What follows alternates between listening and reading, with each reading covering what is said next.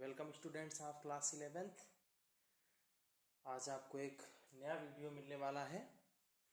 तो students please हमेशा की तरह आपसे एक रिक्वेस्ट है कि अगर आपको ये वीडियो ध्यान से समझना है तो ये मस्ट है कि आप जो प्रीवियस वीडियो है वो आपका क्लियर होना चाहिए, क्योंकि अगर आप प्रीवियस वीडियो क्लियर नहीं करेंगे तब तक उससे रिलेटेड जो आगे कनेक्टिविटी है वो आप प्रोसीड नहीं कर पाएंगे। मीन्स वो रिदम आपका ब्रेक हो जाएगा। तो इसके लिए ये जरूरी है कि आप लास्ट वर्क तक, जो भी आपका लास्ट वीडियो था वहां तक का सारा वर्क आपका एकदम प्रिपेयर होना चाहिए। ठीक है, तो कोई भी टाइम वेस्ट ना करते हुए सीधे वीडियो पे आते हैं। और आज हमारा टर्न था एनसीईआरटी एक्सरसाइज 1.3।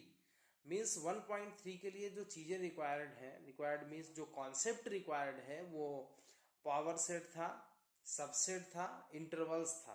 ये चीजें मैंने उस दिन डिस्कस कर दी थी। अगर आपको ध्यान नहीं है तो मैं लिखूंगा नहीं, मैं ओरली ऐसे आपको एक बार फिर बता देता हूँ। सबसेट क्या होता है?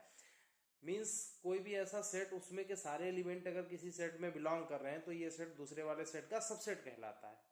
और ये भी बता दूं कि हर सेट अपने आप का यानी इटसेल्फ का सबसेट होता है, और हर इम्पटी सेट यानी फाई वो भी जो होता है सबसेट होता है। यानी कि किसी भी सेट के दो सबसेट तो हो ही जाएंगे। कौन कौन? एक वो खुद सेट और एक इम्पटी सेट। ठीक है।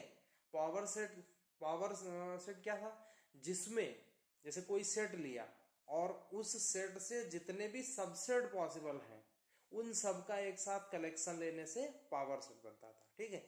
पावर सेट में कितने एलिमेंट होते हैं उसके लिए था कि जितने सेट में, किसी सेट में एलिमेंट है उसकी पावर 2 की पावर उतना। जैसे मान लो 4 एलिमेंट है किसी सेट में, तो जब पावर सेट बनाओगे तो उसमें कितने हो जाएंगे? 2 टू द पावर 4 यानी 16। ठीक है। और इंटरवल्स क्या थे? इंटरवल्स मैंने आपको बताया था ओपन इंटरवल, क्लोज्ड इंटरवल, या ओपन एंड क्लोज्ड, बोथ इस टाइप से। तो वो आप एक बार देख लेना, मैंने 1 मिनट इतने पे लगा दिया। और अब सीधा आता हूं एनसीईआरटी एक्सरसाइज 1.3 पे। तो देखते हैं फर्स्ट क्वेश्चन क्या है। एनसीईआरटी का 1.3 का फर्स्ट क्वेश्चन है। मैं क्वेश्चन बहुत ज्यादा डिटेल में नहीं लिखूंगा बिकॉज कई सारी लाइन है, फर्स्ट क्वेश्चन के पार्ट है, पूरा बोर्ड जो है भर जाएगा अभी। तो लिखने में ही बहुत सारा टाइम चला जाएगा, वीडियो फिर बहुत लेंदी हो जाएगा और एक्सरसाइज कंप्लीट नहीं हो पाएगी।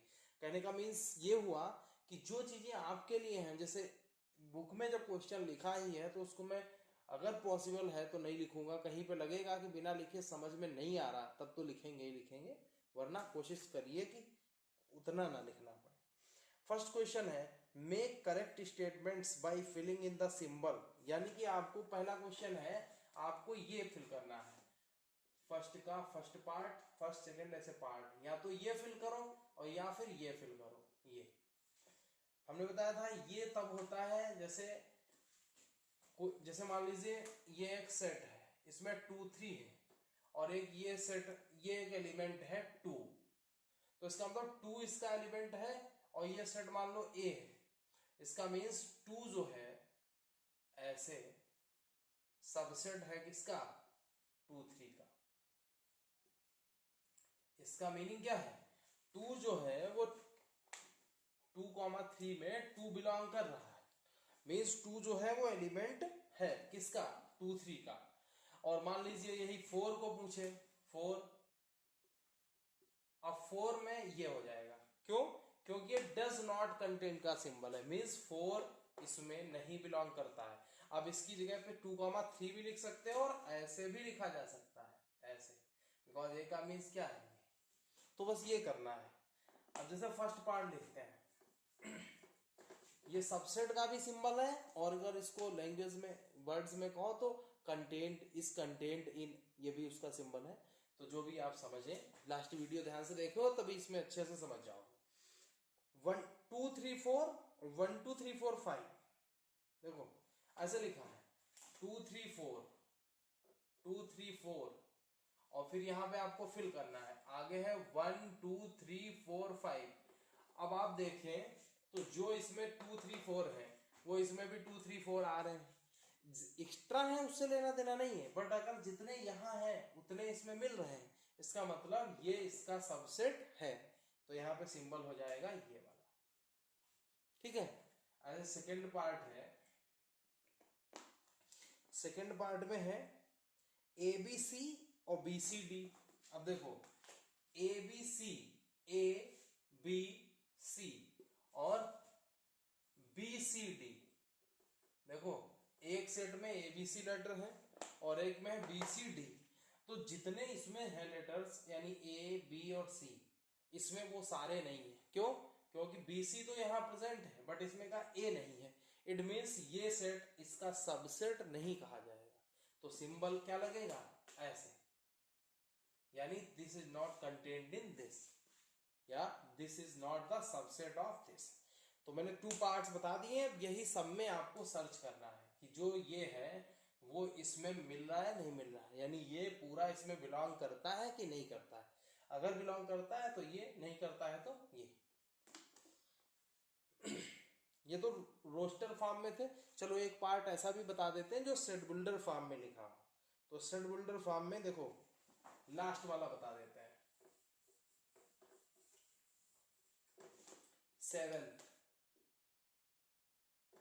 सेवेंथ है,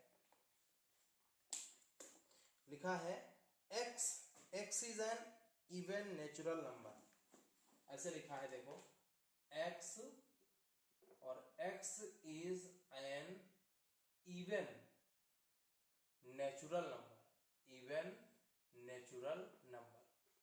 ठीक, फिर सिंबल, और फिर अगले में लिखा है आगे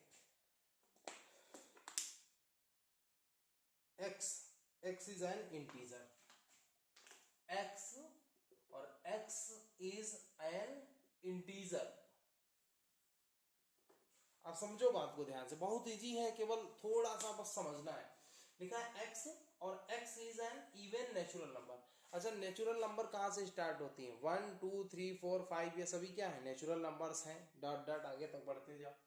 उसी में 1 के बाद जो 2 आता है वो इवन भी है, नेचुरल भी है। फिर 3 इवन नहीं है, यानी फिर 4, तो 2 4 6 8 10 डॉट डॉट, ये सभी क्या है?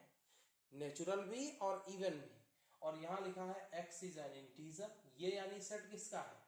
इंटीजर का, और वो इवन नेचुरल नंबर। अच्छा, इंटीजर क्या होते हैं? माइनस में -1 -2 -3 डॉट डॉट, ये 0 1 2 3 4 डॉट डॉट डॉट, ये सब भी। तो जब आप इंटीजर का सेट होगा तो उसमें 1 2 3 4 5 6 सारी नंबर ही आ जाएंगी, यानी जितनी भी नेचुरल नंबर्स होती हैं वो सभी इंटीजर्स में होती हैं।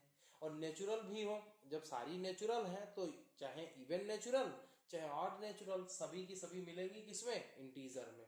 यानी कि ये जो सेट है ये वाला, अगर हम इसको वर्ड्स में, ये तो सेट बिल्डर में है, अगर रोस्टर में समझे तो क्या है? 2 4 6 ये है, और ये इंटीजर्स का है। तो इंटीजर क्या होते हैं? 0 1 2 डॉट डॉट डॉट इनफाइनाइट तक, ऐसे इधर -1 -2 dot dot dot infinite, minus infinite तक, माइनस इनफाइनाइट तक। तो इसमें 2 4 6 है, इसमें जब आप आगे बढ़ोगे तो 2 3 4 5 6 7 सब आती जाएंगी, यानी इसमें जितनी भी है वो सभी इसमें बिलोंग करेंगी। तो ये यहाँ पे सिंबल लगेगा ये, यानी कि ये जो है वो इसका सबसेट है, यानी कि सारी इवन नेचुरल नंबर इंटीजर्स में बिलोंग करती है।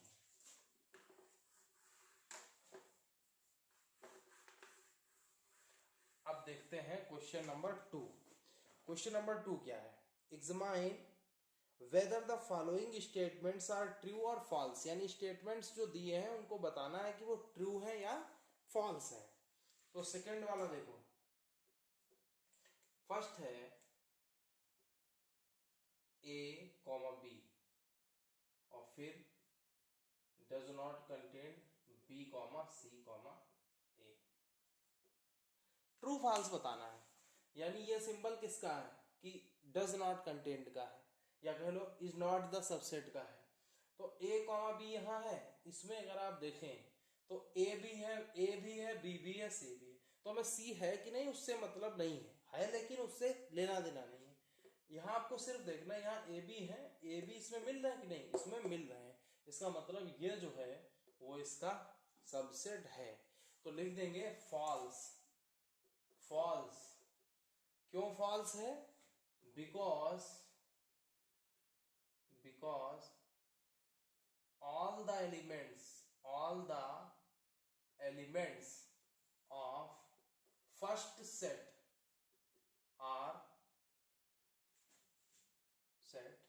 belong in second set। First मैंने इसके लिए कह दिया है, सेकंड मैंने इसके लिए कह दिया है। अब यहाँ पे आप देखो जो भी सेट इसके हैं जो भी एलिमेंट इसके हैं वो इसमें भी बिलोंग कर रहे हैं। इसका मतलब ये इसका सबसेट है या ये इसमें बिलोंग करता है। और जब ये इसमें बिलोंग करता है तो डज नॉट का सिंबल नहीं बल्कि केवल ये लगेगा, यानी सबसेट का सिंबल। तो इसीलिए ये क्या हो गया? फॉल्स हो गया। ऐसे आपको एक दो पार्ट और बता देते हैं। जो रिमेनिंग पार्ट्स हैं वो आपके लिए होमवर्क है, ये भी सुन लो। ये दिमाग में ना हो कि आप तो सर बोल नहीं रहे हैं ऐसा कुछ, तो ये सब छोड़ देने हैं। हर क्वेश्चन है कॉपी पे करना। मान लीजिए थर्ड क्वेश्चन देते हैं हम आपको, तो ये हो गया 1 2 3 और फिर कंटेंट लिखा है 1 3 5। ये भी फॉल्स, पहला वाला भी फॉल्स था और ये भी फॉल्स। ये कैसे फॉल्स? आपकी से लिख दिया है कि दिस बिलोंग्स टू ये, यानी कि this is the subset of this. ये किसका सिंबल है? सबसेट का, या कह लो कंटेन इज कंटेन्ड इन, मतलब ये पूरा इसमें बिलोंग करता है। ये इसका मीनिंग ये है। तो क्या ऐसा सही है? नहीं सही है, क्योंकि 1 2 3 इसमें है, इसमें 2 कहीं नहीं आया है। तो इसका मतलब ये इसमें बिलोंग नहीं करता है। अब ये मत सोचना कि 1 3 तो करता है, इससे मतलब नहीं सारे बिलोंग करें जो भी एलिमेंट इसमें है वो उसमें, ऐसा नहीं है। इसलिए ये फॉल्स। क्या लिखोगे? False because all the elements of set first does not belong या डोंट बिलोंग टू दिस। ठीक है। एक सेट बिल्डर फॉर्म का बता देते हैं जो ऐसे नहीं लिखा है, सेट बिल्डर फॉर्म में है। लास्ट है देखो 6th पार्ट। तो 6th पार्ट है एक्स। मैं सेट बिल्डर फॉर्म लिखता नहीं हूं, आपको समझा देता हूं क्योंकि लिखना पड़ेगा, लंबा सा लिखा है। X is an even natural number less than 6। इसमें लिखा है बुक में, सेट बिल्डर फॉर्म में, हम रोस्टर फॉर्म में लिखे दे रहे हैं क्वेश्चन में कि एक्स जो है वो इवन नेचुरल नंबर है और कैसी? लेस देन 6, यानी कि नेचुरल है, इवन भी है और लेस देन 6 भी है। तो नेचुरल नंबर 1 से स्टार्ट होती है, 1 1 जो होता है वो ऑड होता है, इसलिए इवन कहाँ पे मिलेगी? 2 पे। और 6 से लेस लेना है, लेस का मतलब 6 नहीं लेना है। तो ऐसी नंबर सिर्फ है 2 और 4। यही दो ऐसी नंबर हैं जो नेचुरल हैं, इवन है और 6 से लेस देन है। ये तीनों कंडीशन अगर आप लगाएंगे तो यही एक दो नंबर मिलेंगी जो लेस देन 6 है, नेचुरल भी हैं और इवन भी हैं। तो ये हो गई। और फिर सिंबल लगा है, उसके बाद वर्ड्स में लिखा है कि x such that x is a natural number which is divisible by 36, sorry divide 36। यानी कि अब आपको अगला जो सेट है वो ऐसा है कि जो नेचुरल नंबर तो है, बट कैसी नेचुरल नंबर? जो 36 को डिवाइड करती हैं। तो नेचुरल नंबर स्टार्ट होती है 1 से। 1 है, 2 है, 3 है, 4 है, 6 है, 9 है, 12 है और 12 के बाद 36। ये सारी अगर नंबर आप देखें, मैंने ये नंबर क्यों लिखी है?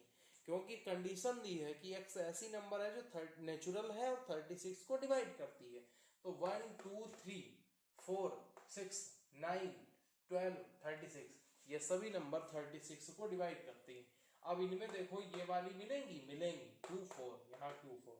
इसका मतलब इस कंटेंट का जो सिंबल लगा है, यानी this is the subset of this, वो ठीक है। तो यहाँ पे लैंग्वेज में क्या लिखोगे? ट्रू। और ट्रू के बाद आगे जो मैं बोल रहा हूं वो आपको नोट करना है। मैं बोल रहा हूं true because all the elements of set first belong to set second. ठीक है। तो ये सेकेंड क्वेश्चन फिनिश हो गया। अब थर्ड में और इसमें कोई विशेष अंतर नहीं। थर्ड क्वेश्चन इतना ज़्यादा इजी है कि मेरा कराने का मन बिल्कुल कर नहीं रहा है, बट मैं फिर भी एक पार्ट आपको बताए दे रहा हूँ क्या देखना है। जैसे एक सेट दिया है, जैसे दिया है ए सेट है, उसमें है 1, 2, 3, 4 और 5, ठीक, एलिमेंट्स है। अब अच्छा इसमें ये एक पूरा एलिमेंट है यहां से यहां तक, वो तो अलग बात है कि वो आपको सेट दिख रहा है, बीच में 2 एलिमेंट है, बट जब आप इनकी काउंटिंग करोगे तो सेट के अंदर ये वाला ए में एक ये फिर कॉमा लगा के ये पूरा एक साथ, फिर एक साथ, तो ये एलिमेंट्स हो गए।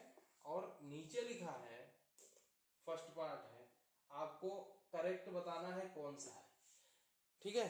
लिखा है which of the following statements are incorrect and why, मतलब कह रहा है कौन से इसमें स्टेटमेंट गलत हैं और क्यों। जैसे कि पहला दिया है 3, 4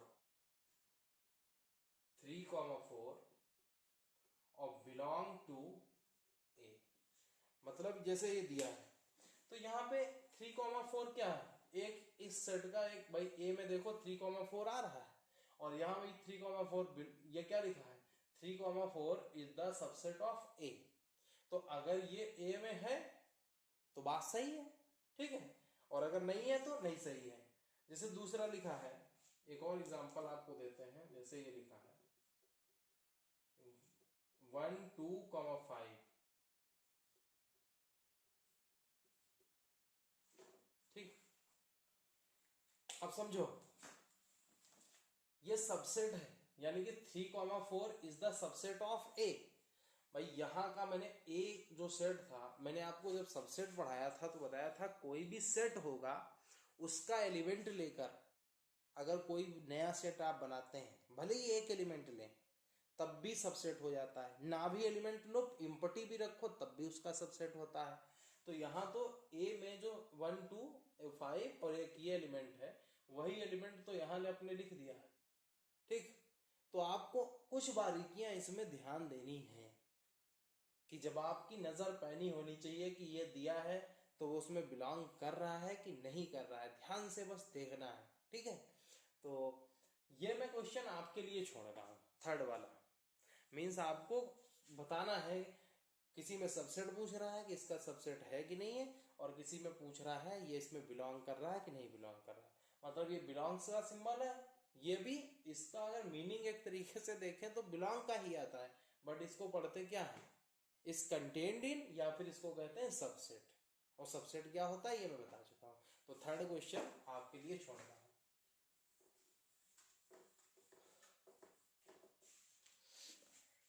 क्वेश्चन नंबर 4 देखो, write down all the subsets of the following sets. अब जिसको भी लास्ट वीडियो में सबसेट मैंने बताया था, वो वीडियो जिसका ध्यान से देखा हुआ है उसको सबसेट लिखने में कोई दिक्कत नहीं होगी। नेक्स्ट क्वेश्चन में कह रहा कि सबसेट लिखिए, और जिसने वीडियो नहीं ढंग से देखा उसके लिए सबसेट एक बड़ा वर्क हो जाएगा, मीन्स उसको हार्ड लगेगा। तो मैं पहला पार्ट देखता हूँ, फोर्थ का फर्स्ट है और एक एलिमेंट दिया हुआ है ए। अब इसका आपको सबसेट बताना है। अब सबसेट में सबसे पहली चीज तो यही है कि आप ध्यान रखिए, मैंने बताया था कि जो भी सेट होता है वो खुद का सबसेट होता है, और इम्पटी सेट भी हर एक सेट का सबसेट होता है। तो एक तो फाइव इम्पटी सेट को कहते हैं क्या है, इसका सबसेट, इसके जब हम सबसेट लिखेंगे तो कौन कौन से सबसेट होंगे, 5 इसका सबसेट हो गया, फिर अगला सबसेट कौन होगा, देखो इसमें एक ही एलिमेंट है तो इसमें जैसे किसी में 1 होता 2 होता तो एक बार 1 लिख लेते, एक बार 2 लिख लेते, एक बार 1, 2 दोनों लिख लेते, ऐसी कोई व्यवस्था तो यहाँ पे है नहीं, तो हमने एक बार 5 लिख लिया, और इसको एक ही सेट एलिमेंट है सेट में तो वो एक ही बार लिखा जा सकता है, यानी कि ऐसे लिख लिया, बस यही हो गया। अब वो देखो एक और मैंने चीज बताई थी, आपको याद होगा कि किसी भी सेट के सबसेट कितने होंगे, किसी भी सेट के सबसेट कितने होंगे, तो ये आपको ध्यान से देखना है। और मैंने इसके लिए आपको सिखाया था कुछ कि कैसे इसको लिखोगे, तो मैं उसी तरह से आज लिखता ना हूँ, एक दो पार्ट और इसके करा लेता हूँ। जैसे एक क्वेश्चन है 1 2 3, मैं सीधे अब पहुंच रहा हूँ। 4 पार्ट है, 2 तुम्हारे लिए 2 हमारे लिए। तो इसका थर्ड पार्ट देखो बताने जा रहे हैं 1 2 3, 1, 2, 3। और सबसे बड़ी बात तो यह है कि आप लोग वीडियोस को लाइक नहीं कर रहे हो ढंग से, या तो देख ही नहीं रहे हो, मस्ती कर रहे हो घर पे। और अगर देख रहे हो तो वीडियो देखिए तो तुरंत उसको लाइक भी करिए। इसलिए नहीं, क्योंकि वीडियो देखोगे अगर तो जाहिर सी बात है, देखोगे तो तभी जब आपको कुछ उसमें समझ आएगा। और अगर समझ आया है, अच्छा लगा है, तो फिर लाइक भी करिए, शेयर भी करिए। तो इसके सबसेट लिखने हैं। अब इसके सबसेट कौन कौन से होंगे देखो। सबसेट में पहला तो 5 यानी कि इम्पटी सेट, फिर एक एलिमेंट इसका ले लीजिए 1, फिर 2 एलिमेंट ले लीजिए, मतलब 1 के साथ अब 2 भी ले लिया, ऐसे ही 1 के साथ 3 भी ले लो, ठीक। फिर 2 और 3 ले लो, फिर 1 2 3। मैंने कहा कि सेट जो होता है वो खुद का भी सबसेट होता है, तो 1 2 3 का भी क्या होगा, सबसेट होगा। तो देखो 1 2 3 4 5 6, कितने सबसेट हो गए इसके, कोई छुटा तो नहीं, ध्यान से देख लेना। 5 हो गया, 1 हो गया, और हाँ छूट रहे हैं। देखो मैंने यहाँ पे भूल गया 2 3 लिखना भूल गया।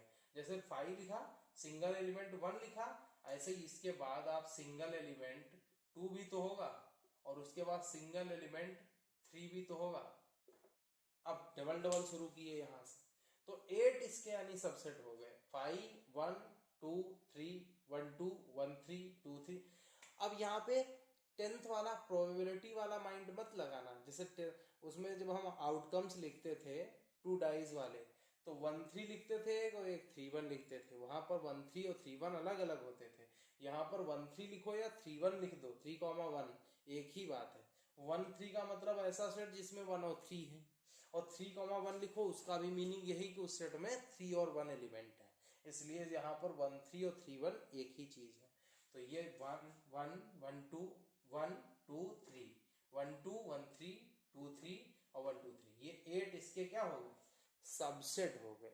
मींस ज्यादा से ज्यादा नंबर्स में इस तरह लिखना कि जो भी पॉसिबल हो, ठीक है। अब इस 8 के अलावा आप और भी कुछ इन 3 एलिमेंट से नहीं बना पाओगे, तो यही 8 इसके क्या है, सबसेट है, ठीक है।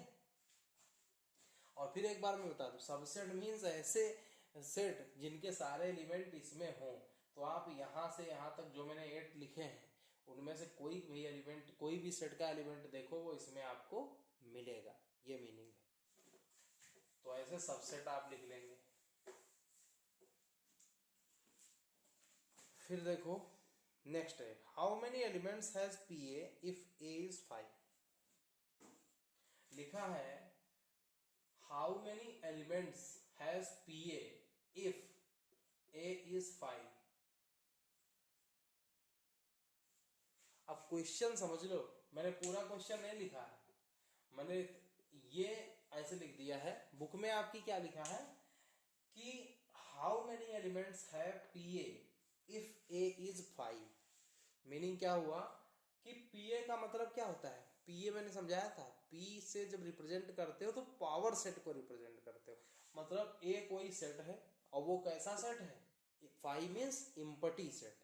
इम्पटी मतलब उसमें नंबर ऑफ एलिमेंट कुछ नहीं है ही नहीं, एलिमेंट 0 यानी एलिमेंट है। तो एम्प्टी सेट का जब पावर सेट बनाओगे, अब यहाँ पे बात ये फंस जाती है, मान लो आपका वीडियो लास्ट नहीं क्लियर है, तो मैं तो पावर सेट के हिसाब से आपको समझा रहा हूँ, और आपका पावर सेट ही नहीं समझा है तो आप ये नहीं समझ पाओगे। इसलिए ये कंपल्सन है कि आप पावर सेट समझ लें पहले पिछले वीडियो से।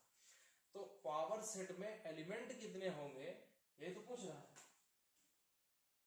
हाँ, how many elements has P A, यानी इसमें कितने एलिमेंट होंगे अगर ए 5 है। 5 मीन्स इम्पटी सेट। अब समझो, मैंने जब आपको किसी भी पावर सेट में कितने एलिमेंट होंगे, इसके लिए मैंने एक आपको फार्मूला बताया था 2 to the power m। Power set में एलिमेंट की नंबर फाइंड करने के लिए कि पावर सेट में एलिमेंट कितने, और ये m जानते हो क्या था, जिसका हम पावर सेट बना रहे थे उसमें कितने एलिमेंट है। तो हम पावर सेट किसका बना रहे हैं, a का, और a क्या है, इम्पटी सेट। तो इम्पटी सेट में एलिमेंट कितने होंगे, 0। भाई इम्पटी सेट का मतलब नंबर ऑफ एलिमेंट्स 0 हो गई। और यही जो इस सेट की जिसका आप इम्पटी सेट, जिसका आप पावर सेट बना रहे हैं, उस सेट में नंबर ऑफ एलिमेंट कितने, 0, और वही चीज क्या कहलाती है, m। यानी कि इम्पटी सेट में नंबर ऑफ एलिमेंट्स 0 और वही नंबर ऑफ एलिमेंट्स यानी 0 कहते हैं m। 2 की पावर m जितना आएगा उतने पावर सेट में क्या होंगे, एलिमेंट। तो यहाँ पर इम्पटी सेट में m कितना, 0, तो 2 की पावर 0, यानी 2 की पावर 0 की वैल्यू 1। यानी कि जो पावर सेट बनेगा, इम्पटी सेट का जो पावर सेट होगा उसमें नंबर ऑफ एलिमेंट कितने होंगे, 1 एलिमेंट हो। बात समझ गए। इम्पटी सेट के पावर सेट कैसे मैंने समझा दिया, फिर एक बार सुन लो। इम्पटी सेट में नंबर ऑफ एलिमेंट 0 यानी m की वैल्यू 0, और 2 की पावर m जो होता है वो पावर सेट में एलिमेंट की नंबर होती है। तो 2 की पावर 0 करोगे तो 1 आएगा, यानी पावर सेट में नंबर ऑफ एलिमेंट्स कितनी हो गई, 1।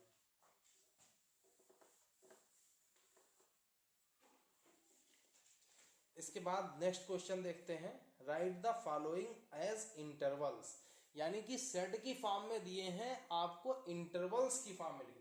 मैं एक बार फिर बता देता हूं, इंटरवल्स जो होते हैं वो सेट ही होते हैं, इंटरवल्स भी सेट ही होते हैं, बस फर्क क्या होता है।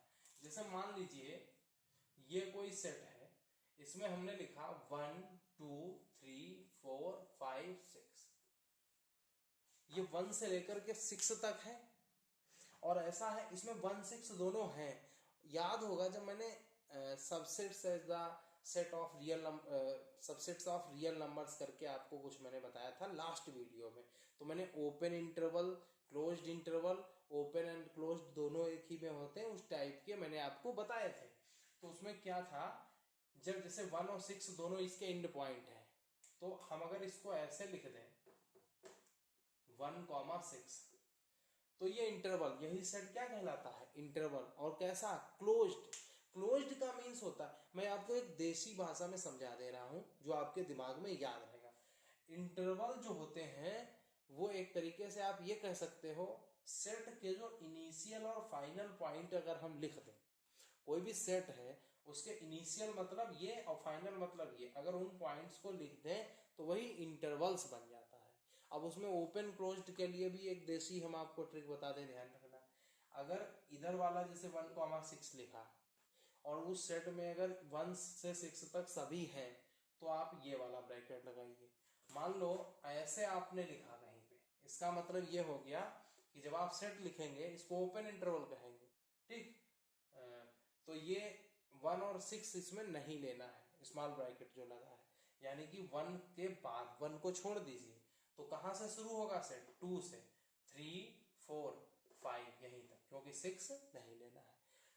ये सिंबल है तो वो एलिमेंट उसमें शामिल हो गया, यानी इसका सेट जो है ये वाला है। और मान लो ऐसे है 1,6, तो इस केस में क्या है, मैंने इधर को स्मॉल लगाया, इधर को लार्ज, तो यानी 6 तो लेना है बट 1 नहीं लेना है। और अगर ऐसे लिखा है 1,6, इसका मतलब है 6 नहीं लेना है, 1 लेना है, यानी इसका सेट होगा 1 2 3 4 5, और इसका क्या होगा, 1 नहीं लेना है, 2 3 4 5। तो इन सिंबल्स का मतलब समझ गए, यानी कि जो इंटरवल्स होते हैं, यानी कि ये जो बने हुए हैं ये इंटरवल लिखा है। इंटरवल में हम इनिशियल और फाइनल पॉइंट को लिखते हैं, किसके, सेट को। तो आओ शुरू करते हैं, इंटरवल्स में लिखते हैं। जैसे 6 का फर्स्ट है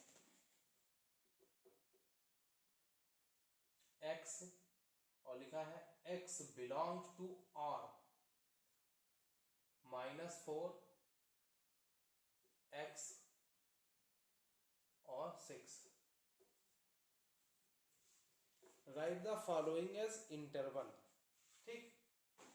अब आप समझो ध्यान से, x कोई नंबर है, और कैसी नंबर है, जो R है, x belong to R, R means real numbers. और अब उनकी एक कंडीशन दी है कि जो x है वो -4 से ग्रेटर है। अब यहीं से आप समझ लो, -4 से ग्रेटर होने का मतलब हुआ कि -4 बिलोंग नहीं करेगा। तो जब नहीं बिलोंग करेगा तो -4 की तरफ आपको ब्रैकेट कैसा रखना है, स्मॉल। अभी मैंने आपको समझाया था, यानी जब इसको आप लिखेंगे इंटरवल में, इसका इंटरवल लिखेंगे तो -4 हो गया। अच्छा, x के लिए जो दूसरी कंडीशन है वो ये है कि x जो है वो 6 से लेस भी है, यानी ऐसे, और इक्वल का भी सिंबल लगा है। इसका मतलब x जो है वो 6 से लेस भी हो सकता है और इक्वल भी हो सकता है। तो जब x 6 के इक्वल हो सकता है तो हम यहाँ पे 6 भी लेंगे, और जब 6 लेना है तो आपको ब्रैकेट कैसा लगाना है, ग्रेटर, यानी लार्ज वाला, ठीक है, जिसको आप हिंदी में बड़ा ब्रैकेट बोलते थे। ये सिंबल क्या रिप्रेजेंट करता है, पिछला वीडियो ध्यान से देखोगे ये तो सारी चीजें बहुत उसमें प्रॉपर डिस्कस करी थी। जिधर मैं तभी तो कर रहा हूं, मैं देसी अंदाज में आप ये समझ लीजिए, जिधर को ये लगा दिया मतलब 6 लेना है। यहाँ पे ये ऐसा सेट है, अगर हम इसके सारे एलिमेंट लिखें तो क्या लिखेंगे, रोस्टर फॉर्म में। -4 नहीं लेना है, ये स्मॉल ब्रैकेट का मीन्स है ये एलिमेंट नहीं। चाहे यहां से समझ लो कि x जब -4 से ग्रेटर, ग्रेटर का मतलब है ये x तो ले, -4 से ग्रेटर तभी होगा जब -4 को छोड़ दो। तो -4 से ग्रेटर का मतलब -3 -1 0, और फिर 1 2 3 4 5 6, ये रोस्टर फॉर्म में हो गया यही चीज, ठीक। तो इसका इंटरवल क्या हुआ, -4, 6, ऐसे। अब समझो एक पार्ट और फटाफट देख लो। एक क्या, इसमें हम 2-3 बता दे रहे हैं। जैसे दूसरा लिखा है x belongs to R -12 x -10, ये लिखा है। अब यहां पे आप समझो, इंटरवल जब लिखोगे इसका तो x ऐसी नंबर है, ऐसी रियल नंबर है जो -12 से ग्रेटर है। -12 जब ग्रेटर होगी नंबर तो -12 तो छूट जाएगा, तभी तो -12 से ग्रेटर आएगा। इसका मतलब जो इंटरवल होगा, यानी इसका जो सेट है उसमें -12 नहीं लेना है, और x -10 से लेस है, -10 से लेस है, इसका मतलब -10 भी नहीं लेना है, -10 से लेस लेना है, ठीक है। तो इसका मतलब ये दोनों ही नहीं लेने हैं, और नहीं लेने हैं तो जब -12 नहीं लेना है तो -12 की तरफ को स्मॉल ब्रैकेट, कॉमा -10 भी नहीं लेना है। ये लैंग्वेज में आपको लिखना नहीं, ये मैं सिर्फ आपके समझने के लिहाज से बता रहा हूं कि जब -12 नहीं लेना है सेट में तो ये स्मॉल ब्रैकेट, -12 को शामिल करना हो सेट में तो लार्ज वाला ब्रैकेट, ठीक। तो इसमें दोनों तरफ से स्मॉल लगा दिया, क्योंकि x ऐसी वैल्यू है जो -12 से लार्ज है। तो यानी कि -12 से लार्ज होने का मतलब -12 नहीं शामिल होगा इसमें। अच्छा, यहाँ पे अगर हम देखें तो वैल्यू वो होगी कौन, -11 होगी, क्योंकि -11 ही ऐसी वैल्यू है जो इससे क्या है, बड़ी है, बट हाँ, और -11 -10 से छोटी है। यानी इस सेट में सिर्फ एक ही एलिमेंट है, कौन, -11, जो कि यहाँ पे इस कंडीशन को फॉलो कर रहा है। -11 जो है वो x से कैसा है, लेस, बट -10 से क्या है, -12 से क्या है, 11 ग्रेटर, बट -10 से लेस। तो ये हो गया। फिर जैसे इसका लास्ट पार्ट है 4th, x belong to R 3x 4। अब समझो, x रियल नंबर तो है, बट कैसी रियल नंबर है, जो 3 से ग्रेटर है या 3 के इक्वल है। जब 3 के इक्वल भी है x, इसका मतलब 3 x के इक्वल है, मींस जो ये सेट है ऐसी नंबर्स का उसमें 3 हो सकता है, बिकॉज x का सेट है ये, और x 3 के इक्वल भी है, और या फिर x जो है वो 3 से ग्रेटर है। तो जब इक्वल भी हो सकता है तो इंटरवल में हम 3 ले लेंगे, बट सिंबल कैसा रखेंगे, ये वाला। बिकॉज 3 जब शामिल होगा तो सिंबल आप स्मॉल ब्रैकेट नहीं यूज करोगे। फिर कॉमा लगाया, 4 के लिए देखा, 4 के लिए भी वही है कि x जो है वो 4 से या तो छोटा है या 4 के इक्वल है।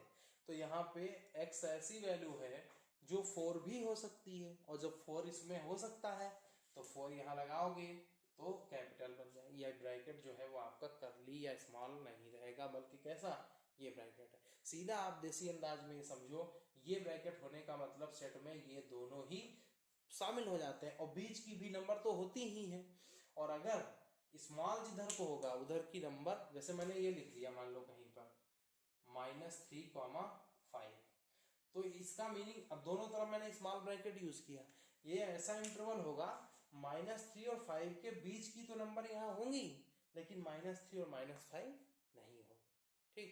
और अगर ऐसा लिख दिया तो -3 नहीं होगा, और -3 के बाद की होंगी सारी 5 भी होगा, बिकॉज अब ये लग गया। और अगर ये लगा दिया तो -3 भी होगा, 5 भी होगा, और उसके बीच की भी नंबर होंगी। ऐसा सेट इस इंटरवल से बनेगा।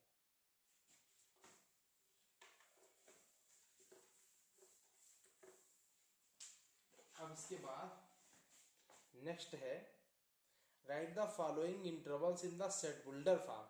अब इसका जस्ट रिवर्स है, अभी सेट बिल्डर फॉर्म दी थी और हम इंटरवल्स बना रहे थे। अब हमें क्या करना है, इंटरवल्स दिए हैं और उनसे क्या बना देना है, सेट बिल्डर फॉर्म। अब समझो, दोनों तरफ स्मॉल ब्रैकेट लगा है, इसका मतलब ये कैसा इंटरवल है, ओपन। मीन्स इसमें ना तो -3 लेना है और ना ही 0 लेना है, ऐसा ये सेट है। तो इसको हम ऐसे लिखेंगे, देखो सेट बिल्डर फॉर्म में, x such that x belongs to R, यानी x का ये सेट है और x क्या है, रियल नंबर। अब कंडीशन लिखो, -3 को नहीं लेना है, इसका मतलब जो इसमें सेट, इससे जो सेट बनाना है उसमें ऐसी नंबर लो जिसमें -3 से वो नंबर सारी ग्रेटर देन हो और वो सारी नंबर 0 से लेस हो। तो x जो हो वो क्या हो, -3 से ग्रेटर हो, -3 से ग्रेटर हो, बट जो नंबर इसमें है वो सारी 0 से लेस हो, यानी -3 भी नहीं लेना है, इसलिए -3 से ग्रेटर हो, और जो नंबर हो वो 0 से लेस हो, यानी x 0 से लेस हो। तो ये इसका आंसर हो गया। बट अगर हम यहाँ पर देखें नंबर कौन सी होंगी, तो -3 के बाद कौन नंबर आती है, -2, -1, ठीक। और 0 नहीं लेना है, अगली नंबर 0 आ जाती। तो इसमें 2 ही नंबर होंगी इस सेट में, यानी ये सेट किसका है, -2 और -1 का, ठीक है।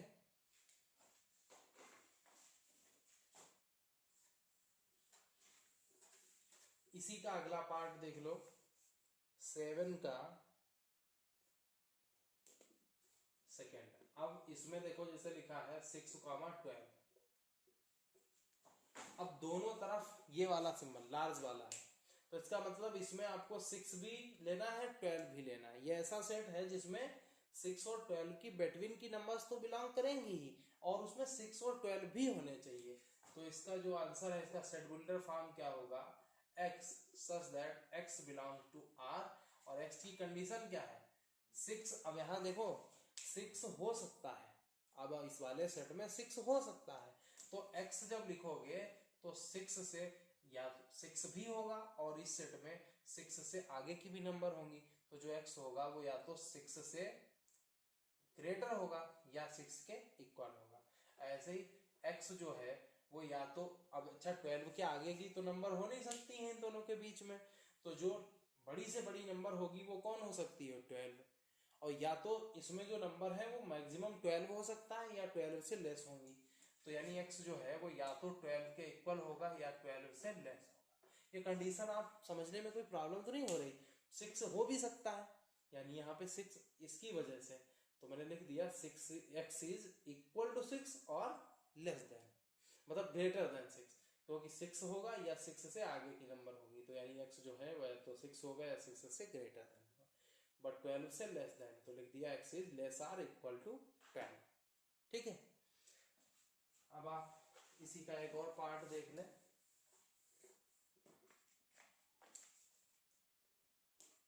जैसे लिखा है, लास्ट पार्ट है, इसके बाद अगला वाला आपके लिए। 6,12। तो इधर ये लगा है, इधर लास्ट है, इसका मतलब 6 नहीं होगा इस सेट में। तो जब इसका आप आंसर लिखेंगे तो ये होगा x। अब मैंने क्या बताया, 6 नहीं होने का मतलब जो सेट होगा उसमें जो भी नंबर होंगी वो 6 से आगे की होंगी, 6 नहीं होंगी, यानी वो नंबर 6 से क्या होंगी, ग्रेटर होंगी। बट 12 हो सकता है, तो जो नंबर होंगी वो या तो 12 से लेस होंगी या 12 के इक्वल होंगी। तो ये ऐसे लिखेंगे x इज लेस और इक्वल टू 12। ठीक,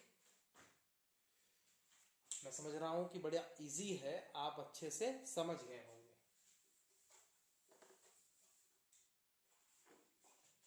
आफ्टर दैट 8th पे आ जाओ। What universal sets would you propose for each of the following. ये मैं लिखने नहीं जा रहा हूं, आप ऐसे ही ओरल समझ लीजिए क्या लिखना है। मैंने कहा था यूनिवर्सल, जब आपको समझाया था तो यूनिवर्सल का मीन्स ये होता है ऐसा सेट हम दें उसमें जितने भी चीजें पूछी जा रही हो सब की सब उसमें मिल सके। जैसे फर्स्ट पार्ट लिखा है, जिन दोनों के यूनिवर्सल सेट देने हैं क्या है, ठीक है। व्हाट यूनिवर्सल सेट या sets would you propose for each of the following, the set of right triangles, the set of isosceles triangles। अब समझो, राइट ट्राइंगल्स पहले पार्ट में कहा, दूसरे पार्ट में क्या कहा, आइसोसेलेस ट्राइंगल्स।